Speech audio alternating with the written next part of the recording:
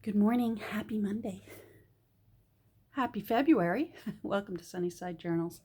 Welcome to 30 minutes of my day. I'm still working on these encyclopedias, and I wondered whether I would be starting to get a little bit, had enough of them. But I'm not. I am still enjoying doing 5 books at once. Hold on, let me start my timer. There we go. So that can yell at me if I talk too long. So yesterday I got a little more work done on Mary Garden, and I really like how her opening page looks. I finished this Dutch door. I realized I had some washi tape that looks nice with that color. Let me lift it up so you can see. Isn't that pretty? So I ran that along the edge of the paper there before I put down this circle with an illustration from the plague. I just figured it's timely. We're living through our own right now. Seriously, this is historically monumental, what we are living through. And for the most part, most of us are doing our best. So, yeehaw. And so did our families in history, because obviously, because of them, we survived, right? We're here. Okay, I'll get off that. Now, the washi tape, I liked it. I thought it was a little different, but a little similar to what I chose for the end papers. So, and the end papers are all ready to go.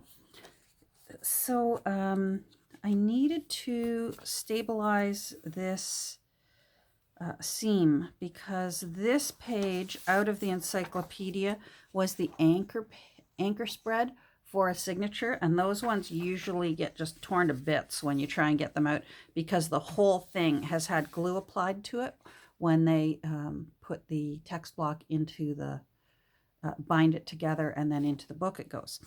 So but I wanted to use it because that's the front page. And it has the, as ever, I couldn't cut it up because the copyright is on the back here, 1956. There we go. Sorry, I'm up too high. So I thought, well, I'll use a little bit more of that washi tape.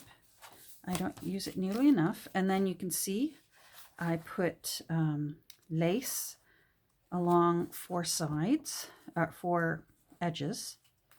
Hold on, let's go in. So I put some, and I sewed them in on the center signature. And I sewed in, the center signature is going to have a tea-dyed envelope in it. So I sewed a tea-dyed invitation to the top of the envelope. So it'll go like that. That actually becomes a tuck spot. This becomes a journaling spot. And then what else did I do? I did a bit more. Anywhere I see sewing, like here, I know that there's something there to show you. Yeah, what is it? Oh, I made a little tuck spot. So I just used a tea-dyed Rolodex card, and that can just become a tuck spot right there. And let's see, here is the back page. And because there seemed to be a peach theme, hold on, we'll flip this. That's sort of a peachy color. This is peachy. Some of these flowers are sort of peachy, and this is a lovely, I say peach, coral, in that ballpark of color. So I added a bit more washi there for continuity, lace, and some of that sort of peachy coral colored ribbon. And I like to leave it long because I think that looks pretty. Now there was one more thing. I think I put, no, that's 3. No, it's not. There's one more thing. Where is it? Must be here. I put in one of those little placeholder cards for when you go to a wedding reception. Are you in here? Yes. No, you're not there. hate when I waste time hunting for something, but if you're like me, it's one of those things that drives you crazy. Come on.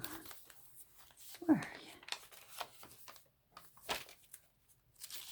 It's on a flip out. Maybe I forgot to put it in. Well, I'm going to have to hunt for it later because I am wasting precious time. I put one of these in. I'm going to pause. I've got to find it. Found it. So it's on the back of, this is a tea-dyed spread from a logbook for a yacht for boaters, which I love because it talks about navigation and position and wind and skipper's choice and all that stuff, person at the helm. But on this side where it flips, I just sewed on one of those. It's just a place card for, you know, like if you're at a wedding or something and you're wondering where you sit and your name is at your spot. Found it thrifting. So that's Mary. She's mostly ready. These journals, I have to keep reminding myself or else I'll be 2 months making these. These journals are going to be mostly naked. So Mary's pretty well ready to start being sewn. Evelyn here, she's ready too. I love Evelyn's end papers. Look how pretty that looks. And then Evelyn got her front page. Again, it's another painting, a historical painting about the plague, but it's pretty. It's got all these ladies in fancy clothing. They were in a nice happy corner of the painting. You don't want to see the rest of the painting they were in. There was like a death was riding on a skeleton horse, and it wasn't nice. But these ladies seem to be, they obviously fared quite well. Again, front page, a bit of washi to reinforce it because again, this page was the anchor page in a signature. So it just got ripped up trying to get it out, but I really wanted it. And then I sewed on, I needed a bit stronger page. So I sewed the lace onto this next page, and I figured, I looked over all my green ribbons, and I have green ribbons, but none of them were really in this shade family. So I went with lavender because of the lilacs here. I'm not sure whether those are lilacs or hydrangea. Now that I'm looking at them, they're hydrangea. I think they're hydrangea. They're not lilacs. I like both. Anyhow, so that one is good. Now let's see. Let's find where I sewed. There's the invitation on the envelope. Like I said, they're all going to have the same things in different ways. So there's the invitation sewed to an envelope. And let's find your... Evelyn's the only one who doesn't get a map. Evelyn gets a page from her sister's artwork. So that's some Edith there. Oh, here we go. So here's the wedding place setting in Evelyn.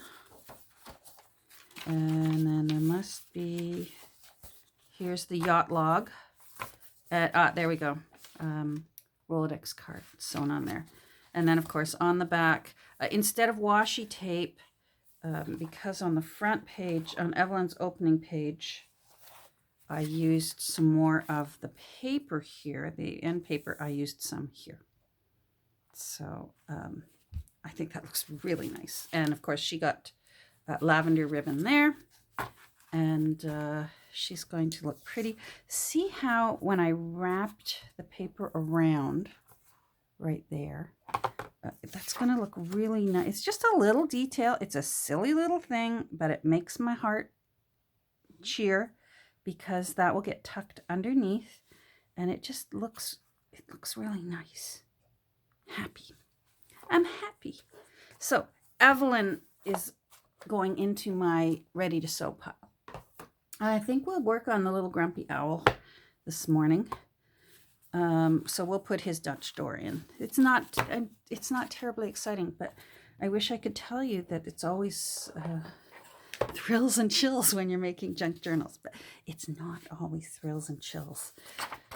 So here's Grumpy Owl's end papers. And this is the color plate that was in the front. So I'll figure out something to do. Aren't those pretty chess pieces? So I'll figure something to do with that. Let's put these out of the way. There we go. So, little Grumpy Owl. Let's put your title over there for now. I have to ink these. And I don't need this from you. Oh, here, this one hasn't been fixed. I'll show you.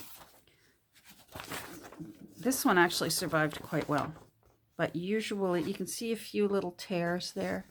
Usually the anchor spread in a signature just will not come out nicely. The way the interior, when you snip the threads and you can pop the interior pages out, no problem.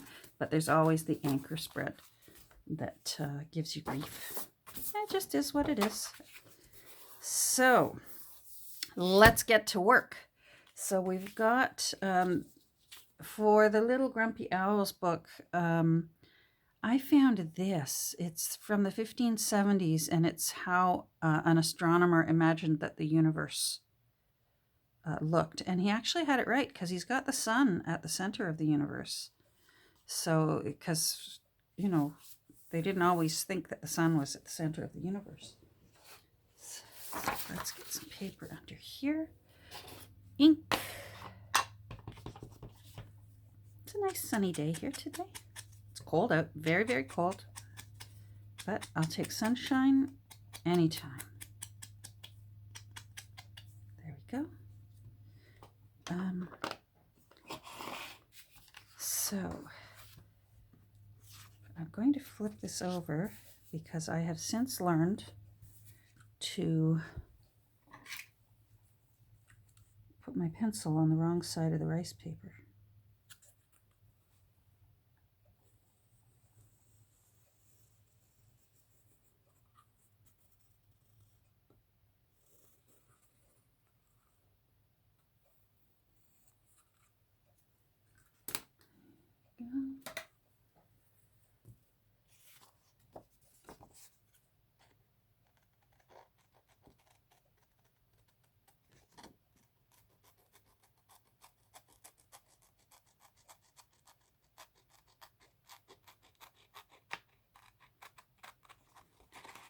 So, like I said, you watched me do this yesterday, and I'm doing it again. But that's what happens when you make 5 similar journals.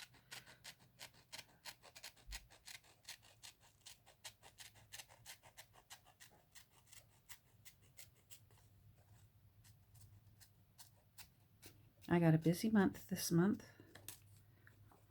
Many of my favorite fellas are born in February, so we have a busy birthday month. Both of my sons have February birthdays. My husband has a February birthday. One of my grandchildren has a February birthday, and my brother has a February birthday. So we've got a lot of February birthdays in our family.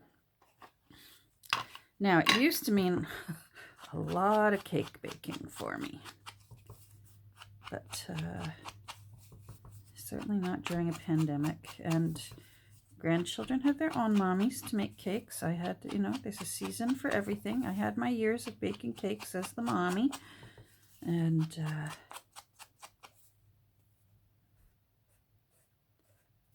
come on. But and hubby's not big into cake, so he would rather have a beautiful dinner and then some popcorn later in the evening. That would be a perfect birthday for him.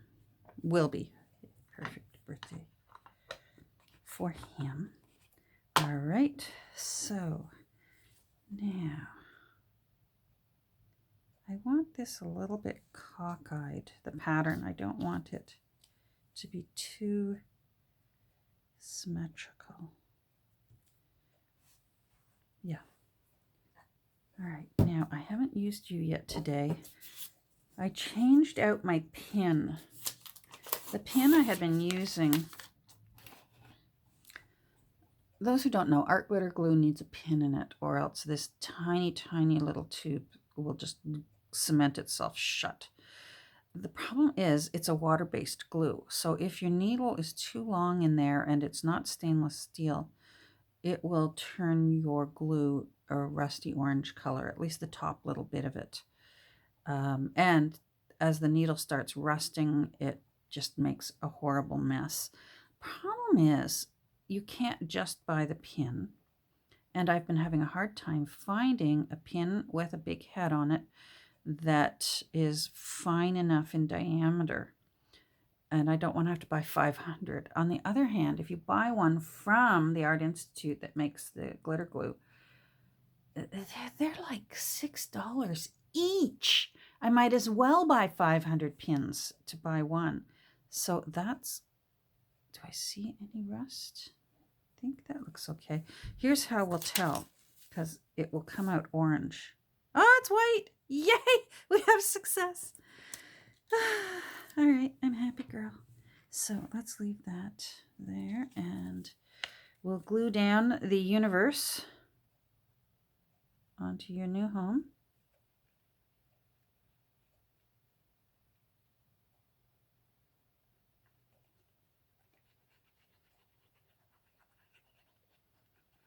So I hunted through all of my pins.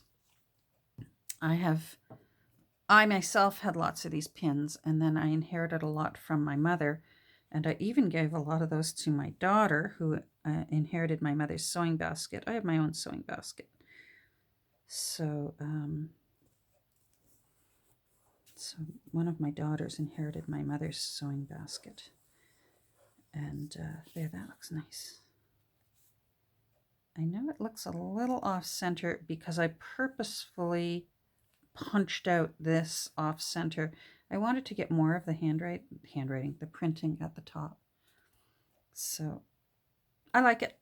Now, this is going to go, oh, let's put your lid on you so you don't glue shut on me. Ruler. Let's move you over. And pencil.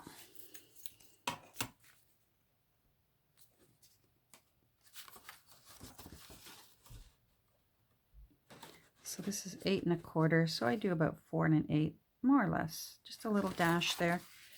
And that way I know where the center of the page is, so that I can use my little, my really professional circle template. There we go. Oh, hold on. Oh no, I'm drawing it in. I thought I was going to use my blade for a second, and I'm not. Okay, now very faintly, I'm just going to just ever so faintly draw around this circle. I will be using my blade. And then, let's move you. And then I've just been slicing off one ruler width here.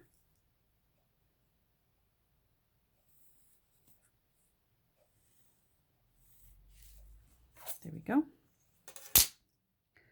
So now I am going to use my blade.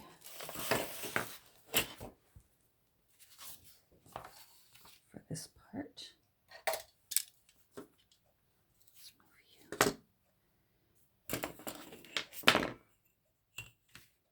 All right.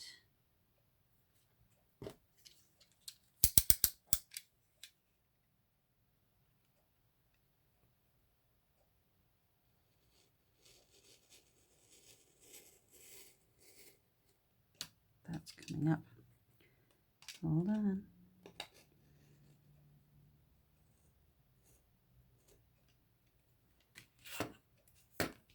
That's better.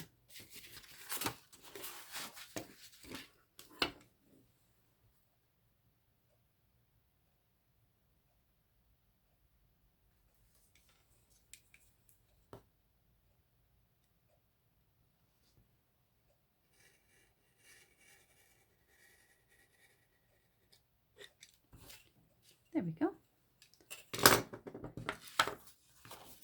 And then I just go in with scissors to do the circle.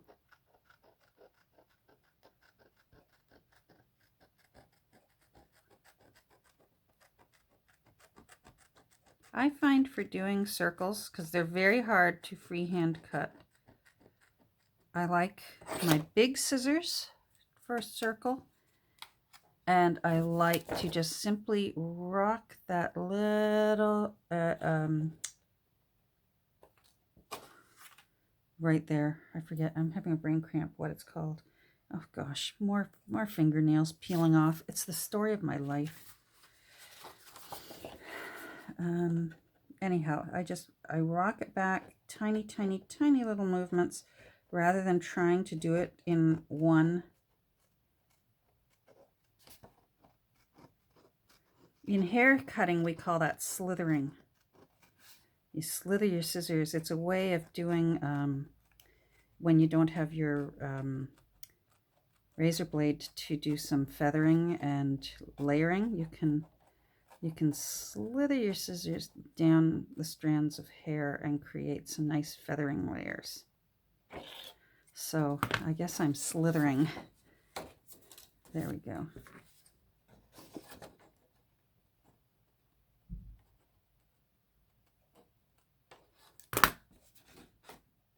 I should remember what that's called. There's a name for that, because part of my exam, my hair exam, you had to write down the parts of a pair of scissors. And there's a name. Oh well. Now that's sticking up, and I don't like it. It's going to be covered, but I don't like when it's sticking up like that.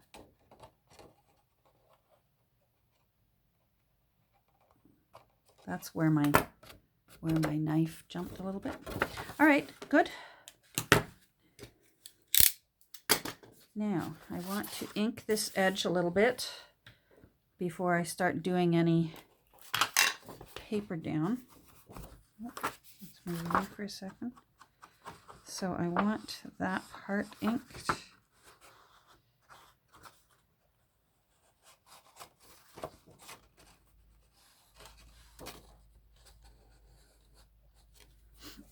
And then I want it just lightly, completely lightly inked.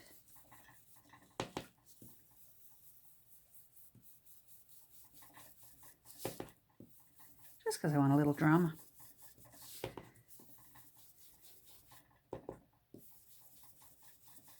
Oh, I forgot to erase my pencil marks. I don't think they're going to show. I'll be gluing on top. And I want the other side done too. I just do.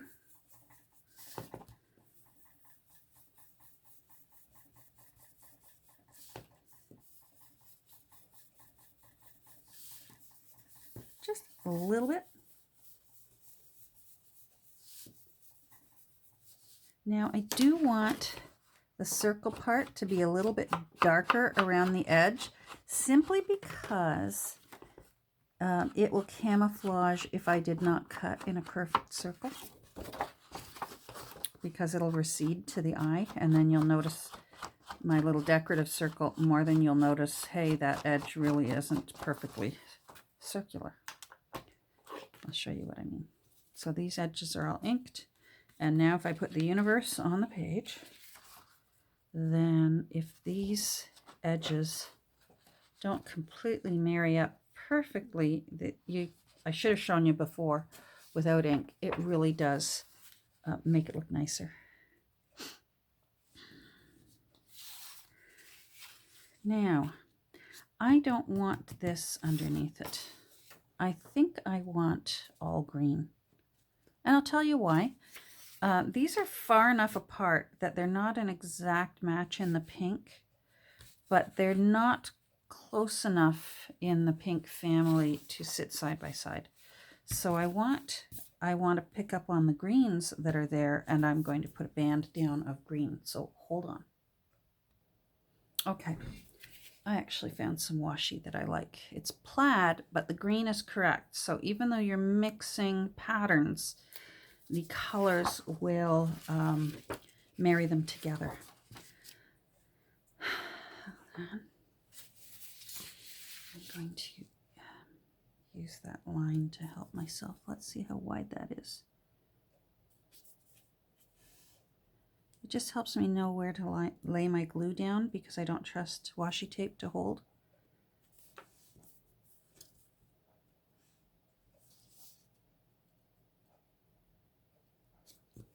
I'm using, there's a line there and there's a line down here. Okay, so I'm just going to do a very, very light. The washi tape just needs a little bit of encouragement to do its job and just hold on for a good long time.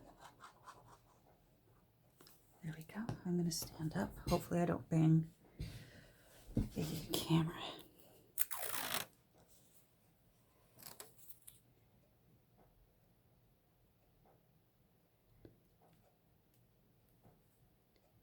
Now it's art glitter glue, so be mindful. It'll grab and it'll hold on through to, there's probably art glitter glue in the pyramids somewhere. It holds so well. There we go. I like that.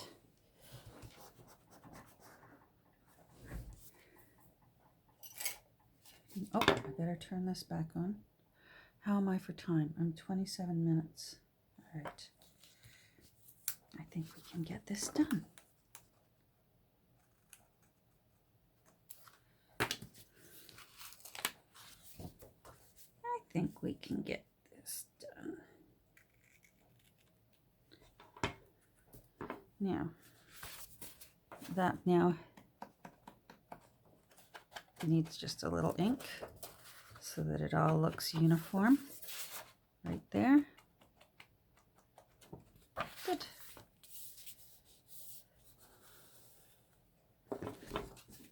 And then you're going in your new home. Like that. Are you holding down? Oh, you are. Okay. It's just a shadow. It's so sunny out there. I've got really bright light coming in. I don't have any other lights going in my room. It's so nice and bright today. All right.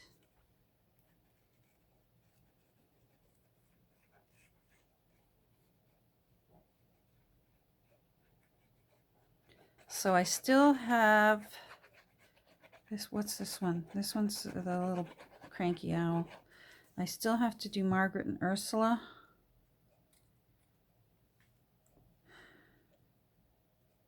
Who else?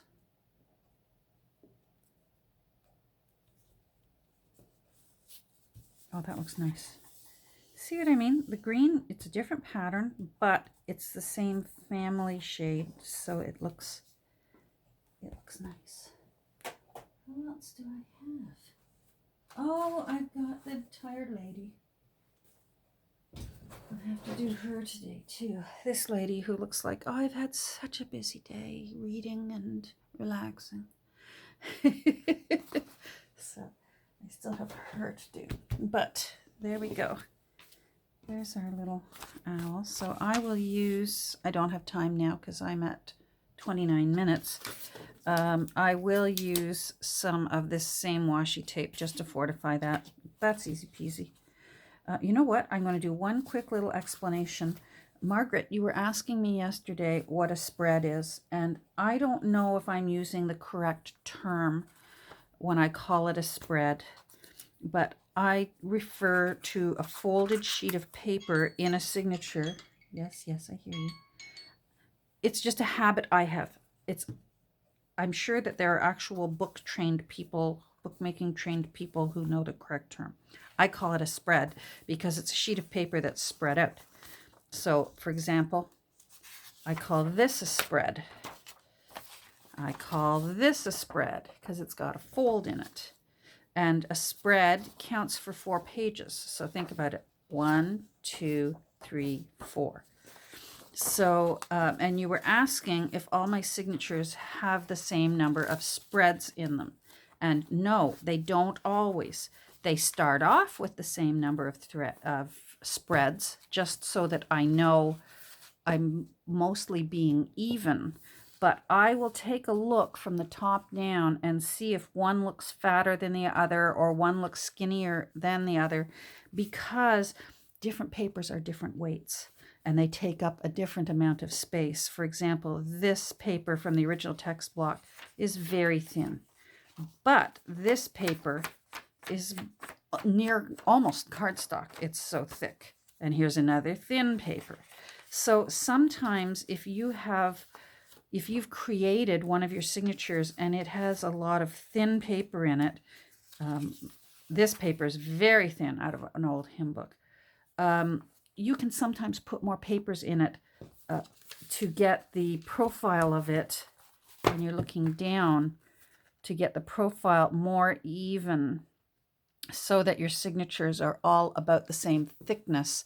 So do you see how that works out? How sometimes your signatures, although they can appear to be the same thickness, sometimes there will be a different number of spreads in the signature, hence the different number of pages as your end result. So that's when you were asking about what a spread is, that's what I call a spread. One of these things, that's a spread because it spreads out.